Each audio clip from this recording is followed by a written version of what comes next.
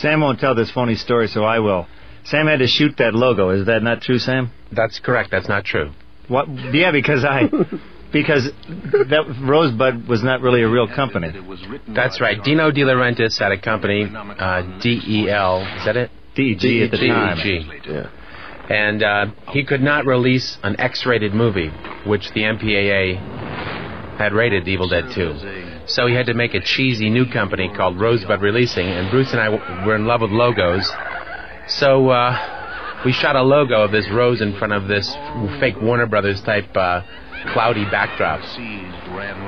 Is that the story? That's the story, Sam. But actually, who are you anyway? But actually, cool stuff there. It was shot by an animator. We gave him the backdrop. I gave him a storyboard, and he actually did the stop-motion animation. I cannot remember the guy's name. Right. Well, who are you anyway? This whole Laserdisc is going to be... What was that guy's name? What was that guy's name? Well, what's your name? We're supposed to introduce ourselves. Okay. My name is Sam Raimi. I'm the director of this motion picture you're about to see, Evil Dead 2. Scott? And I'm Scott Spiegel, co-writer of Evil Dead 2. I'm Bruce Campbell. I play the idiot Ash, and I co-produced this epic. Greg Nicotero, special makeup effects.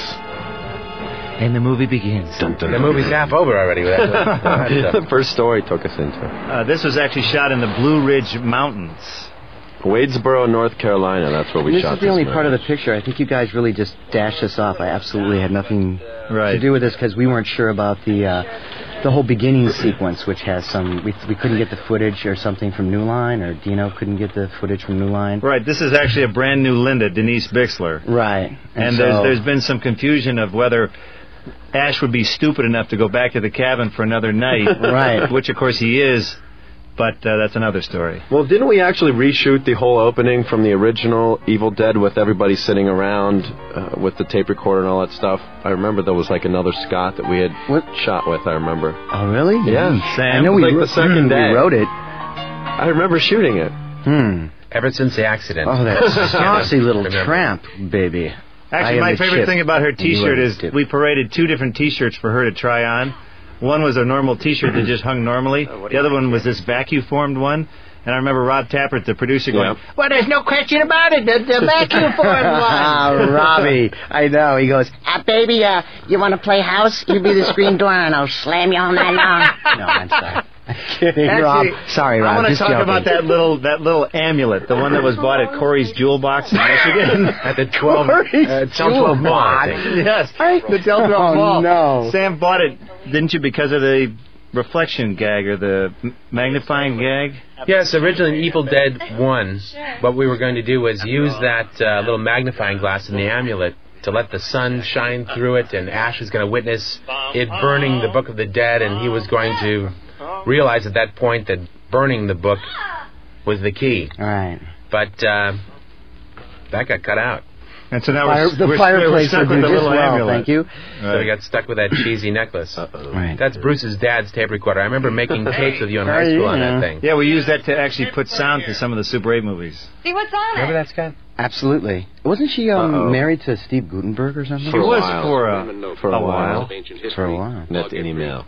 So that tape recorder is actually the same tape recorder from the original Evil Dead movie. Right. I think it's one of the few actual holdovers because this entire set was obviously rebuilt. And wasn't that a certain scale castle or something? There's the forced perspective miniature. That was in Wadesboro, right? Well, what kills me is after months of building that stupid thing, it looks like a matted-in backdrop. Isn't that funny? But it still looks It doesn't cool, look though. real.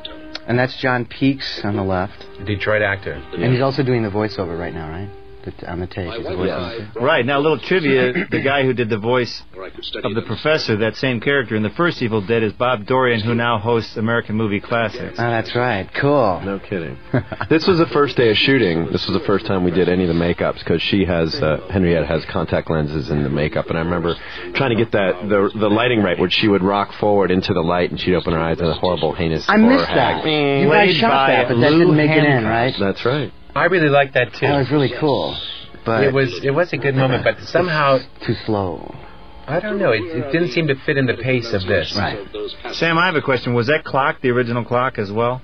That is the original clock. Right. The clock and the tape recorder both sat in our Ferndale office collecting dust for about 7 years. Now, what about the actual eagerly awaiting the What about the sequel? knife of the dead? You know, did that still exist? Tom Sullivan designed both that original large-scale Kandarian dagger and the Book of the Dead, and they're both. I think both the originals are used in Evil Dead 2 here. Right. And this cabin was basically constructed on a guy's personal property where they shot Color Purple in Wadesboro, North Carolina.